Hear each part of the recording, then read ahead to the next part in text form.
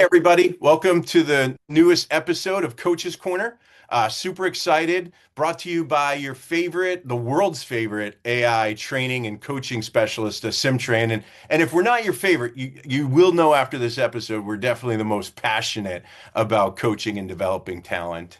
Really excited. So today's episode, who's joining us is Natalie Beckerman. So Natalie Beckerman is Chief Business Officer at iCore. And she spent her whole career in CX, developing people, becoming a leader along the way. She'll share a lot of great stories about her background. But what's really neat about Natalie and the conversation we're going to have today is she's going to mix in being a world-class elite athlete. She's going to get humbled by me saying that, but she played on Division I All-American status, U.S. national team. She coached the U.S. national team, and she went back and coached field hockey as well at the collegiate level. Playing at Northwestern University and then coaching at Michigan State. So very high level of athletic prowess and success that she transferred into her professional career. And I think we were lucky that she came into the CX space and has been developing talent and people all along the way. And I'm really geeked out and excited to ask her some questions about coaching and developing people. But Natalie, have I left anything out? Anything I should have added or that you're upset with me for going overboard? No, no, it's great to be here and thanks for sharing that. I don't always tell people that, but it's had a massive impact on my business and my career. So absolutely. Yeah, and let's start there, right? And I always tell people I was an athlete too, but I lie, unlike you, right? I was a Division III All-American, so that doesn't it doesn't count, Nice. right? So, but let's talk about this journey, right? From being a Division I athlete, getting to kind of the highest level there within school, and then even post graduation, transferring over for 5 years to the national level on the national team for Team USA and then moving into coaching and then saying, okay, I'm going to now get into a new career and leveraging a lot of that skills and things that you've built, right? And I'm curious when you look back, right? What did you take from your athletic career that really started to shape the way you approached your career, but also like coaching world-class CX talent all along the way? Yeah, it's a great question. I mean, one thing I'll say is I'm still learning every single day, and I think that as an athletic mindset is you're always looking to improve. You're always looking at how can I get better every single day, and that's through learning, and of course your passion and my passion around coaching, right? But what I also have applied is you're never going to improve unless you have that coaching, unless you have that mental strength to want to get better and to want to listen to feedback. And I always say like performance is not accidental, right? We learn how to be better. We design, we practice, we reinforce what we do daily. And so in sport, you don't really separate that mindset between like discipline and execution. That is your operating system. And I approach CX the same way. Like great experiences don't happen because you want them to happen. You got to think about it. You got to be clear on your strategy, your plan, your vision, and take accountability just like you do in sport. And I'll say this: this has been one of my biggest expressions that I've used through my career and through my athletic career is that practice. They say practice makes perfect, and I would say practice makes permanent.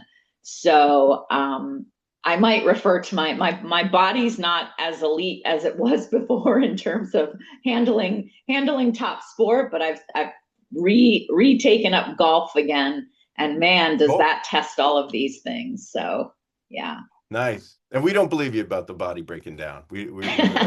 Not true, Natalie, not true. But yeah, I love it. Well, we can. Learning every day. So one our number three core value, and we do it in order of priority, is Mm. continuous learning and improvement. Oh, So I definitely agree with you there. So when you think about it, right, and you talk about this not being accidental and the practice that you're putting in is designed to help, really mm, win, right? Help do better and continue to improve, right? If you think about it from, coaching in field hockey, right? Or even playing field hockey. It's kind of like this constant thing, right? I'm going to develop my talent, okay, first off, and then I'm going to get ready for games and I'm going to break down film. I'm going to get ready for opponents. And I'm going to work on, continuously developing that talent along the way, my own and how I work with my teammates, right? What do you think, when you think about that model, right? Is there something that organizations and companies are missing today from this hands-on continuous coaching, right? And if there is something missing, where do you think the biggest gaps are today, Natalie? Yeah, again, awesome question, Dan. Like, and so Thanks. applicable to both, sport world and business world. But of course, I think it's missing for me. It's like continuous coaching. I'll say continuous coaching rather than continuous improvement. It's Hmm. one of the biggest reasons I think performance stalls, right? Like most organizations treat coaching as like an event instead of what I say is like a system, right? And so, as an athlete, you have to practice. You have to practice every day. You have to, like, I can tell you, going out for preseason in field hockey, if your body is not ready for that preseason, no matter how much you've run, no matter how much you've prepared, you have to replicate what you're doing, right? If you've been there, you understand it. I mean, I always used to spend my first 2 weeks in an ice bucket, like I literally lived Yeah. in an ice bucket. But companies do onboarding and maybe some quarterly reviews, but it's those day-to-day moments where really behavior is shaped, just like on the field or on the court or whatever. And there are gaps, like I think real-time feedback, critical. Um, you know, I do review game film, right? Or I did review game film, but it's just like customer interactions, reviewing those customer interactions, having the data that you can understand where to improve and get better. And it's repetitive. And I know you'll be familiar with this through SimTrain, but if you automate bad practices and policies, you're going to get and processes, you're going to get bad practices and bad policies and bad processes. So you need to practice what you want to achieve. And so I think organizations do have those gaps where they see it as an event rather than a everyday kind of thing. I love the system piece, Natalie, right? And we talk I'm about, using that word intentionally because I know I've written a book and I'm talking about culture and caring being part of an operating system, and we got to start thinking of operating systems differently. well, let's go back. You gave me a 2 out of 2 for good questions, but I think the intro, I'm slapping myself on the wrist now, right? So I must have stopped caring at some point about We preparing. all did, Dan. Preparing is caring, Natalie, and I left out that book. I was going to leave it maybe for the end as our big wow, but you We did can bring it do up. I it wouldn't all mind the you way through. sharing. Go Yeah, ahead. we can talk about it as much as you want. Awesome, awesome. Caring. When did we stop, right? When did we stop caring? Is that the When name did of you the stop book? caring? It is. When did you stop caring? The call to reignite humanity in a world obsessed with efficiency. Awesome. And And it's I going to be a actually like, bestseller.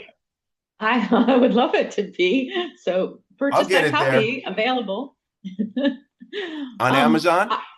yeah, it's on all retailers right now. Okay, But cool. yeah, Awesome. yeah, it's on all major retailers. But really, like the theme of that book, and you might have to stop me from talking about it, but is exactly almost the same of what we're talking about. Is that I believe companies have really lost their way, and they're going so much for this efficiency, trying to do everything quicker, smarter, faster, less money, that they're not doing it the right way. And you can't get away from hard work. You can expedite it, you can automate some of it, but again, you have to automate it in the right way. Like if you automate bad data, you're going to get bad processes. And so the book is really saying, let's get back to caring. Let's start caring again about some of these basics and doing it right and doing it well, rather than chasing the win on efficiency, which usually comes back and hits us in the face and say, we didn't do it right. So Yeah. discipline, doing it properly. Yeah. I love, by the way, I love the story. I got a sneak peek, everyone, at when did Oh. you stop caring? I think that's one of the benefits of having a podcast and Coach's Corner, and also having a bestie named Natalie who writes books, right? I love the That's story true. when you said, "Hey, mom, I don't like what's going on here. I'm gonna step up. I forget if you were 7 or 8 or however old you were, but it was like, Yeah. hey, you shaped your career and your future at that moment, right? It's Yes. like this unacceptable CX, right? And you took a stand on behalf of a family member. I thought that was a great story to kind of center this concept of a system around doing things the right way. Yeah. And treating people the right way and like not challenging, someone, AKA a customer who's trying to do something in a way that works for them and Yep. challenging mistrusting our customers, right? We do that all the time. Yeah. Yeah. No, well, you just mentioned another core value, trust and respect, which happens to be number two. So now one Oh, of the things I'm curious about, right? So I love this concept, right? We have to care, right? Do things the right way. And you said, hey, treating people the right way. And this caring thing comes up all the time when I talk to folks about coaching and coaching individuals and coaching teams, right? Like show that you care, get to know them. In your mind, right? As we talked about, where some gaps are, what are things mhm. that you pull out of your background, both, from your career in CX and developing leaders, but then as a world-class athlete, right? What are some habits, mindsets you think about from sports that every company, in addition to caring, that we should all think about adopting? Have you thought about that at Yeah. all? Yes. I mean, let me be a little provocative, maybe, maybe more Cool. than I normally am, but I say this all the time, like I'm going to use these words: radical accountability. Own your Yep. outcome, own what you're trying to do, not just the effort.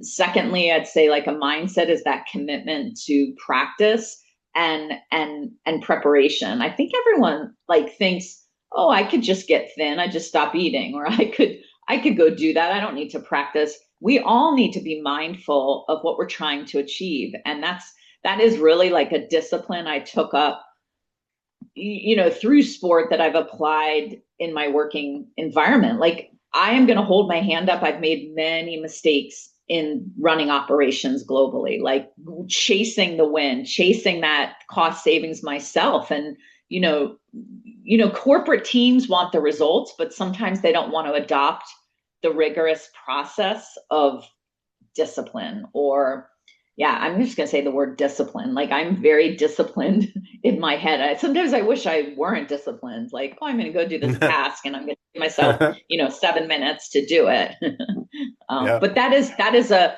mindset. I think that, we need to get back in that resilience, that thoughtful mindset of discipline.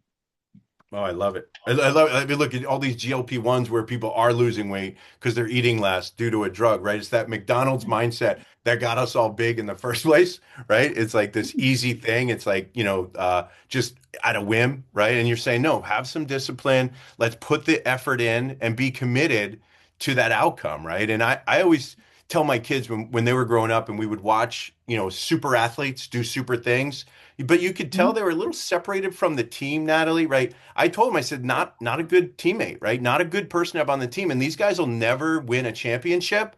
Even though that's a world-class talent out there that we're watching, they Right, can't win a championship as a team because that right. person is distracting from the outcomes, right? And what the team's goals really are.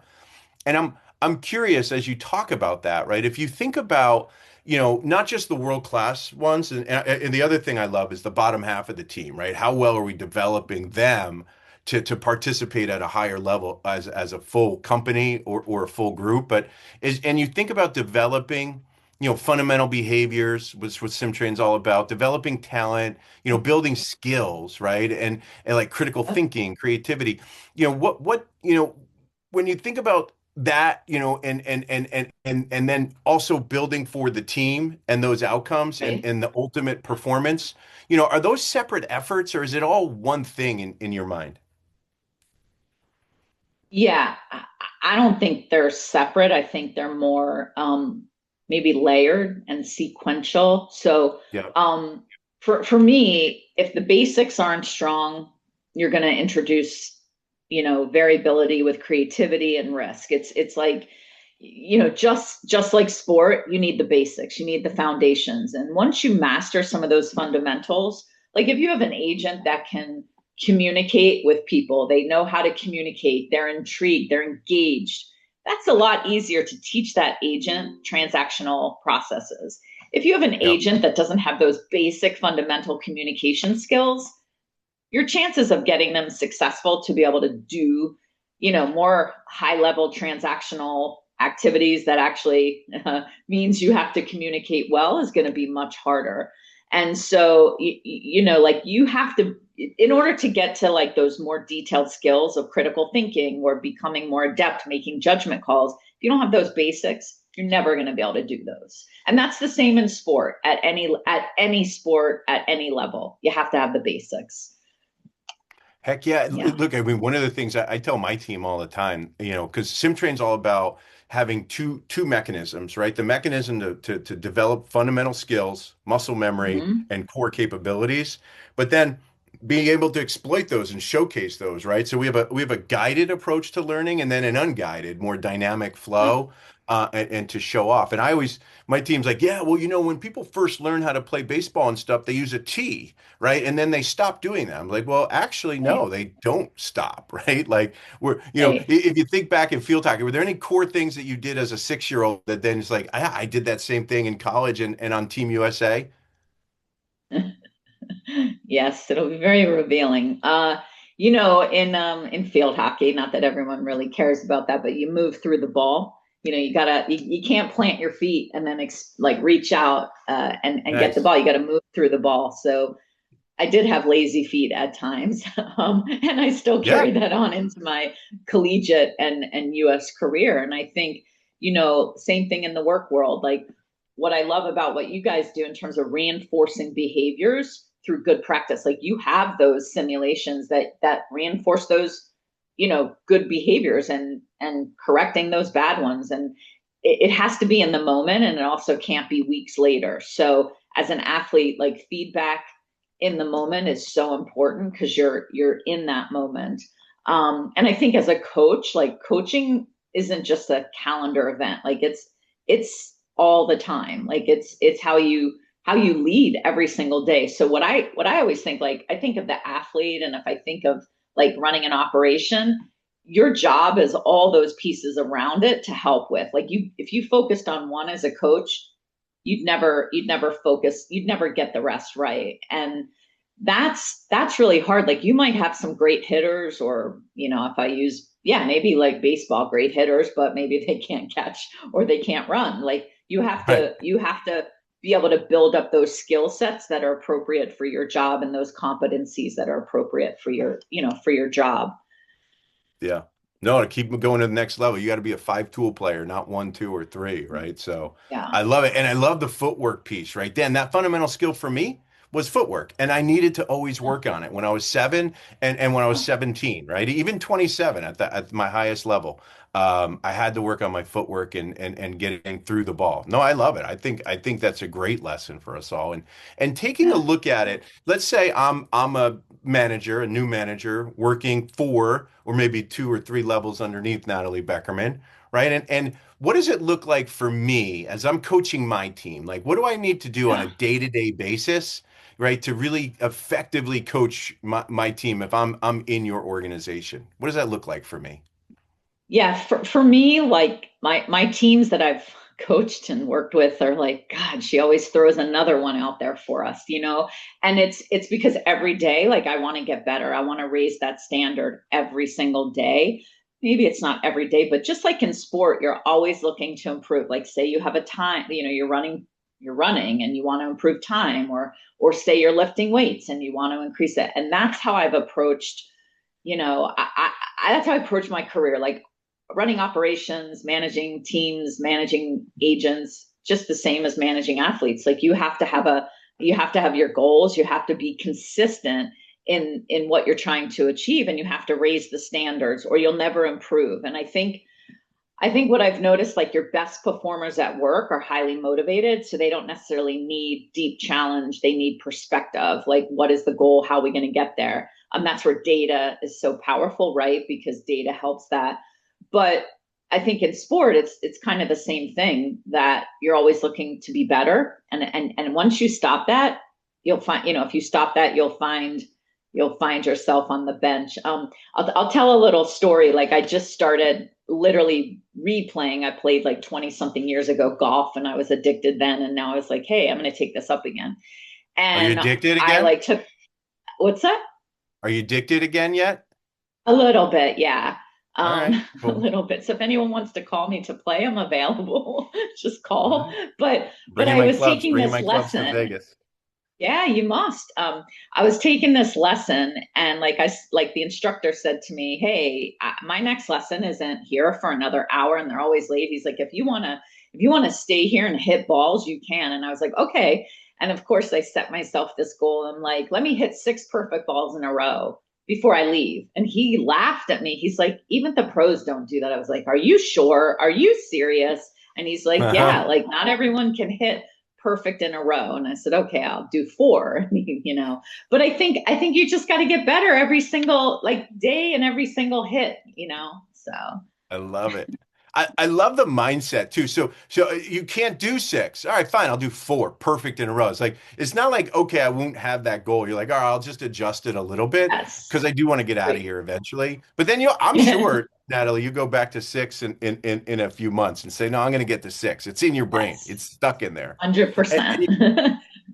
and you mentioned the data being a driver for these, your high performing individual contributors, right? In the contact center. I am curious, outside of data, how do you get them to start thinking like, I'm going to do six perfect? And it's like, even if I can't do six, I'm going to do four perfect. Like, how do you keep them from becoming complacent, right? And because they have the highest NPS or they converted the most hotel Yep. rooms in sales, right? Yep. What do you Yeah. do to get them to take on that mindset? Yeah, I mean, you have to have a certain level of motivation and excitement. So, like, if it's in sales, Mm, right, you got to reward the sale, and you got to like encourage them. And I loved leaderboards. Like when we were all in the office, I loved them. Now we're yeah. not in the office, so put it on the computer. Like, let's go. But you have to know where you're starting, and you have to have some type of goal. And I think that reward, and it could just be, it doesn't have to be money, although money is rewarding for some. What else is rewarding for others? Just some positive reinforcement. And maybe setting those goals, right? Setting the right goals. So I think setting new goals and challenges are so important. I know my team's like, oh God, if we hit that, she's going to ask me to do another. And I would, because I would do that for myself. So Yep. um, I think constantly reevaluating and succeeding is important. Yeah, I love it. Setting the goals, your own goals, right? And rewards. It's kind of like Yes. it was funny early in my career. I didn't just create work streams for people and teach them how to execute, but I actually Right. was creating their goals for them too. And then I Right. realized like that you're holding people back, right? You're setting a standard goal for everyone. Like, don't do that. Get them the work Right. streams, teach them what they need to do to be successful, and Right. then let them create their goals around it. So I love I that so much because, like, if Johnny's hitting two good ones an hour, on the phones, why would you give him a goal of 10 per hour? Like, help him see his success or her success so that, people can have some success levels of improving that performance. Yeah. No, I love it. And as you think about it too, right? So we're talking about all these people and developing them and what I have to do to help folks, achieve optimal performance and then do that as Right. as part of a team, right? And what that looks like. Now that AI is coming on and you have these amazing companies like SimTrain out there with technology in training, where do you see the role of the human trainer and coach evolving, right? Do you see that evolving a little bit for the humans and their interactions with their colleagues or their teams? Yeah, I mean, I'm going to be honest. Like, I think you need both. Like, I think AI is going to enhance coaching, but it might never replace that judgment and empathy piece. So I think like the human coach is also equally important. I think you need both, right? And I think technology is so powerful at surfacing some of those insights, those patterns, really those opportunities way faster than a human coach ever could. But then I think humans need to also have some type of interpretation, some type of prioritization and connection. And the only thing I am totally pro AI, just so you know. But the only thing I worry is that sometimes people depend on the AI rather than in terms of how you're going to help your people, which has to be kind of all the time. And that is really like not to put another plug for this book, but that is 100% one of the things we talked about is AI should be intentional, it should be an enabler, and it should support the human side, not replace it. I totally agree. I mean, plug the book all you can, because I'm sure based on the lessons we're learning just in the last 20 minutes, Natalie, I mean, you think about it, you got to learn every day and it's got to be intentional, right? And it's Yes. not an event. You're teaching us so many things. It's a Yes. system that, we should be thinking about, but also as long as we care about the work we do and the people we do it with, it's like, yeah, Yeah. I would love for you to plug that book and have everyone in here start thinking about how do we own our outcomes, set our goals, and get better every day. So, and I'm given a lot of lessons from Natalie Beckerman that I just picked up in the last 20 minutes. But what about that one, that 25-year-old Natalie, and if you could give back some advice to her, right, at this Yeah. point, right, either as an athlete or early in your career, Yeah. what's one piece of advice you'd give to her today? Yeah. So Natalie has got a lot of advice from herself through my 30-year career. And I will say that's how my book is. My book is all about a lot of the mistakes that I've made. And at one point or another, I stopped caring because I was going so fast and chasing those outcomes and that validation instead of truly understanding the why and how to do it properly. So I would tell myself, slow down a bit, keep learning, go fast enough not to make the mistakes, but I'd really tell myself that mastery is more important than momentum, and that is a key learning, like both in sport and in the workplace. And building that foundation right from the beginning accelerates everything. And so, like, I do talk a lot about some of the awful mistakes I've made in automation and technology implementations. I got it wrong too, but I would never do that again because I'm never going to chase the win in a way that I've done that before. That efficiency, I would do it in the right way. I build those use cases. So, yeah, I Awesome. come very clean in the book. It's my No, like by the therapeutic way, revealing. what's cool is before we got on the air, right, in that green room backstage that you and I were hanging out in together, you had Yeah. asked me about buying the book, right? Hey, Dan, did you buy it yet? Yes. And I said, nope, tomorrow I'm going to buy it. Um, Dan. but what I love is I did read it already one time, I and I know it's didn't better now. actually. What's that? It's better now because of you, Oh, because of your feedback. I was That's gonna say I gave feedback, so it has to be better. No, I'm teasing. But you know what I didn't pick up, Natalie? I didn't pick up the when did you stop caring was about Natalie. I didn't, that never came across to me when I read it. So I'm eager to go back and look at that theme again and realize wow. that you were actually talking about yourself at one point in your career. Is that the message you're giving us today? Or did I So miss I that? love that. I love that you clicked on that. So a large part of the book is about I also got it wrong. I also stopped caring. And I tell a very powerful story at the end, which gets me very teary because I made Cool. such a massive mistake in my caring. But the book is really like I feel since COVID, we have given ourselves the rights almost to stop caring. Like, oh, we can't get the people, or oh, no one wants to come in, so we're not going to answer your call, or actually we've automated that process, and guess what? I know it doesn't really work all the time, but it takes the majority of our use cases. And for me, like enough is enough is enough. And I put a post up recently where I spent like a weekend trying to buy someone a gift online, and like almost every single use case I was trying was like broken. I was like, I can't do Hmm. this anymore. Like, this is 2026. Come on, like you've driven me online. I can't call you and I can't finish my transaction. And so as the customer, I go elsewhere. But yes, I there was a point where I also stopped caring. So Uh, yes. I did pick up the post-COVID piece, and I was funny. It was talking about the culture of excuses, right, to myself as I was going through that book. But awesome. I'm excited to go back and read it again. And by the way, as we wrap it up in this discussion, this was so fun, Natalie, and I knew we would have a blast. I should have known I was going to learn as much as I did. But you caught me off guard a little bit there, which is unfair to you, and I apologize. But this was just such a great conversation around the structure of development and the structure of learning, which is probably the reason why you've gotten to the pinnacle of both of your, endeavors, right? As an athlete and as a professional.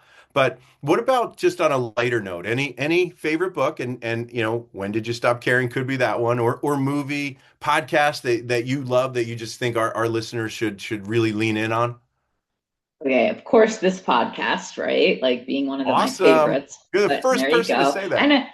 And of course, no payment required. But I do believe anything that gravitates towards challenging conventional thinking and pushing accountability and conversations that maybe make you slightly uncomfortable, I gravitate towards. Like, I truly want to be challenged. I truly want to be stimulated by thought processes that I maybe didn't have. And, I kind of joke a little bit about me picking a publisher in the same way, because when I met this group, they challenged me from the like right from the bat, right off the bat when I met them, and I was like, wow, no one else did that. Like, everyone's like, yeah, we can publish your book, it's a great topic, great story. And they were like, let me challenge you. And that's what I gravitate towards. Like, if there's something that makes you better, it's worth your time. Like, if it's something that makes you think, it's worth your time. So Awesome. yeah. Anything that pops in your head that we should, if we were looking to get challenged, go watch or read or look at? Obviously, when did you stop caring? But Cool. it does, and I know I'm joking a little, but I am very Yeah. serious. It really, I remember someone also, so Dan was a reviewer of my book before it got, is getting published. And I had a colleague that also said to me, wow, this is really brave. Like, you coming out with this stuff at this time right now when everybody's cost cutting, when everybody's telling you smarter, faster, quicker, and you're like totally challenging the status quo. So I do say read it. I want people just to be more open minded in how they approach things, and that's what I would love to leave this podcast with. Is there's no one way to do something. It's what works for you. And there's a quote I use at the end of my book, which I've used my entire sports career. And that's listen and learn from everyone and figure out what works for you. And that's the same in a company. Like, you shouldn't deploy this piece of technology because your competitor is. You should do it because it's fitting what you're trying to achieve. Awesome. I love it too. And what a great way to close, right? Listen and learn from everyone and do what But works then for you. decide. Yep. Yeah, Mm-hmm. yeah. Make your decision and what works for you. I love it. Well, Natalie, thanks for taking the time this afternoon. I know it's a busy Thanks. work day. We had to reschedule because you keep getting inundated with meetings and requests. So I'm sure your emails lighting up, but we appreciate you taking the time with the audience and sharing such great stories today. Thank you, Natalie. Loved being here. Thanks, Dan.